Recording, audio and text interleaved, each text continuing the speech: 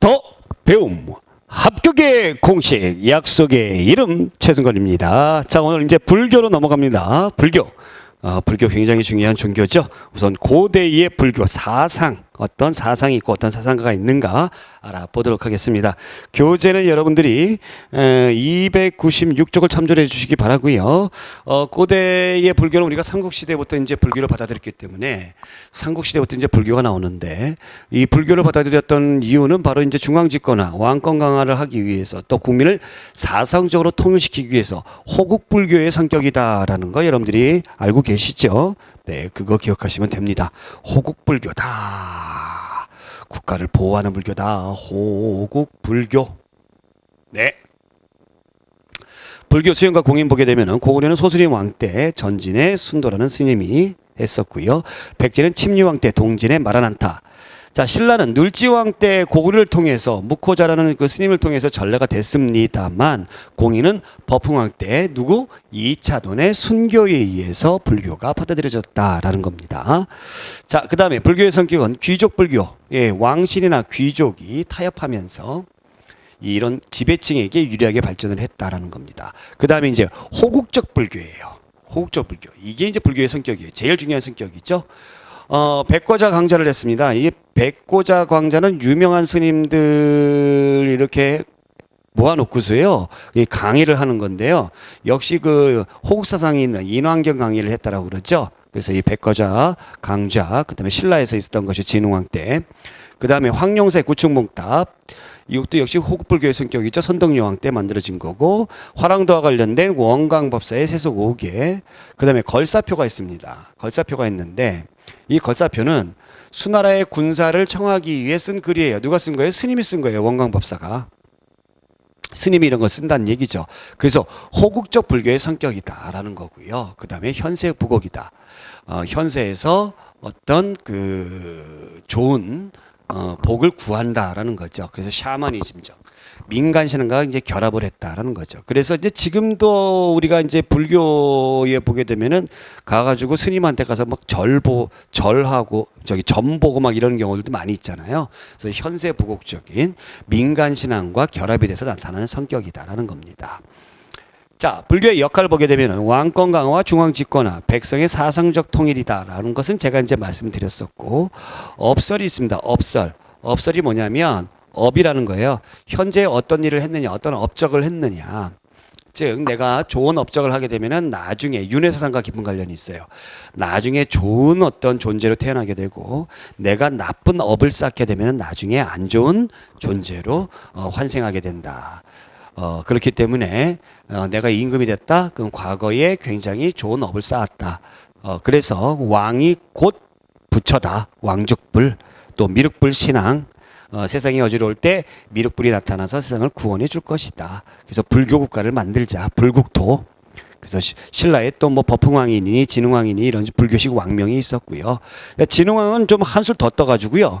전륜선왕이라고 했어요. 이 전륜선왕이 뭐냐면 이 인도 신화에 나오는 왕인데요. 천하를 정복한다고 이 사람이 이제 나오게 되면은 천하를 정복한다라고 얘기를 합니다. 그래서 인도의 국기를 보게 되면 이렇게 가운데에 뭐 이렇게 돼가지고 이렇게 수레마차처럼 된 게 있거든요. 이걸 전륜이라고 합니다. 그래서 이걸 동일시 여겼다라는 거고, 진평왕 때의 진종설, 진평왕은 한술 더 떼요. 진평왕. 예. 진평은 바로 뭐냐면 석가와 같은 종족이다. 진종설이에요. 자, 어찌됐든 간에 불교를 왕권 강화와 중앙 집권화에 발전시키기 위해서 굉장히 노력했다라는 거고, 통일신라 가보겠습니다. 자, 통일신라는 우선 이제 이 사상가들이 굉장히 중요한데 어떤 사상가가 있는가 보겠습니다. 원효대사, 잘 알고 있죠? 원효대사. 설서당이라고 그러고요. 대승기신론서를 지었고 금강산매경론을 저술했습니다. 자, 이 사람이 이제 사상이 중요한데 일심사상, 곧 화증사상이에요. 마음이 한 가지다라는 뜻입니다. 쟤네들이 막 싸우고 있는데 실제로는 싸우는 것 같지만 나중에 딱 보면은 한 가지 마음이야. 다 똑같아. 그래서 모든 것은 한 마음이다. 그래서 종파를 10개로 나누고요. 대립하는 사상을 하나로 화합했습니다. 화합하는 거를 투쟁을 하다 보면 화합이 된다. 화합이라고 하는 거죠. 이것이 바로 이제 산스크리트어, 그러니까 인도의 언어예요. 범어라고 부릅니다. 범어로 번역이 됐고요. 자, 오늘 대사는 아미타 신앙을 강조를 하는데 그러면서 정토종이라는 걸 만들었어요. 토종을 만들어요. 토종, 우리 토종이에요. 왜냐하면 이제 이분은 당나라 유학을 안 갔잖아요. 동굴에 기들어가서 해골바가지에 있는 물을 먹고 깊은 깨달음을 얻었잖아요. 자, 경전을 이해하지 못해도 나미아비탑을만 외우면 극락에 갈 수 있다라는 겁니다. 나무는 뭐냐면, 나미아비탑을 다 아시잖아요.